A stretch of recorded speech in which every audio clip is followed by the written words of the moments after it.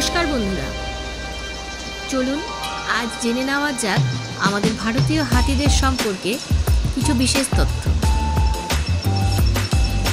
Asiatic elephant অথবা ভারতীয় হাতিদের আমরা ভারতবর্ষের এবং দক্ষিণ পূর্ব এশিয়ার বিভিন্ন প্রান্তে দেখতে পাই। এই প্রাণী এশিয়ার সবচেয়ে বৃহত্তর স্থলচর প্রাণী হিসেবে পরিগণিত হয়। এরা সাধারণত খাদ্যের সন্ধানে এক জায়গা থেকে অন্য জায়গা বিচরণ করে থাকে, অর্থাৎ এই প্রাণীটি মাইগ্রেটরি প্রকৃতি। এরা এক রাতে 50 কিলোমিটার পর্যন্ত পথ অতিক্রম করতে পারে। এরা দলবদ্ধ জীব, দলবদ্ধভাবে থাকতে এরা ভীষণভাবে ভালোবাসে। আর এদের দল সাধারণত মাতৃতান্ত্রিক, অর্থাৎ মহিলা হাতির দ্বারা পরিচালিত হয় এবং পুরুষ হাতিরা যখন যৌবনে প্রবেশ করে তখন এই দল পরিত্যাগ করে ও নিজেদের মতো থাকতে শুরু করে। একটি পূর্ণবয়স্ক পুরুষ হাতি দলে যোগদান করে শুধুমাত্র প্রজননের সময়, খুব সাময়িকভাবে। একটি পূর্ণবয়স্ক পুরুষ হাতি ওজনে প্রায় 4 টনের কাছাকাছি হয়ে থাকে এবং মহিলা হাতি 3 টনের কাছে হয়ে থাকে। আর একটি সদ্য জন্মানো শিশু হাতি প্রায় 40 কেজি ওজনের হয়ে থাকে।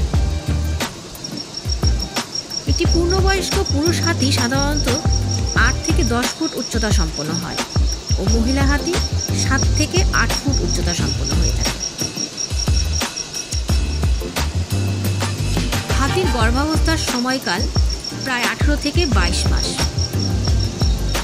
একজন পূর্ণবয়স্ক হাতি প্রতিদিন প্রায় 150 কেজি ওজনের খাবার গ্রহণ করে এবং প্রতিদিন পানীয় হিসেবে 200 লিটার জল তাদের প্রয়োজন হয়।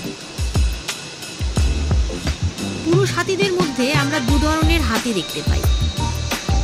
একটি হলো দাঁতযুক্ত পুরুষ হাতি, যাকে আমরা দাঁতাল হাতি হিসেবে জানি, এবং অপরটি হলো দাঁতবিহীন পুরুষ হাতি, যাকে আমরা মাকনা হাতি হিসেবে জেনে থাকি।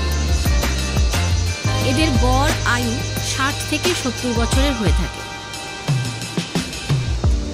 বিশেষ দ্রষ্টব্য, প্রজননকালে পুরুষ হাতিদের কপালের পাশে এক বিশেষ অংশ থেকে এক ধরনের রস ক্ষরিত হয়, যাকে মস্তিরস বলা হয়। আর এই সময় তারা ভীষণভাবে উদ্ধত ও রাগী হয়ে যায়, কারণ তখন তাদের রক্তে টেস্টোস্টেরন হরমোনের মাত্রা প্রচুর পরিমাণে বৃদ্ধি পায়।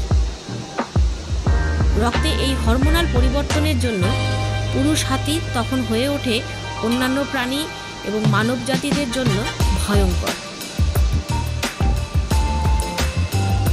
বন্ধুরা, এই ছিল আমাদের ভারতীয় হাতিদের সম্বন্ধে কিছু বিশেষ তথ্য।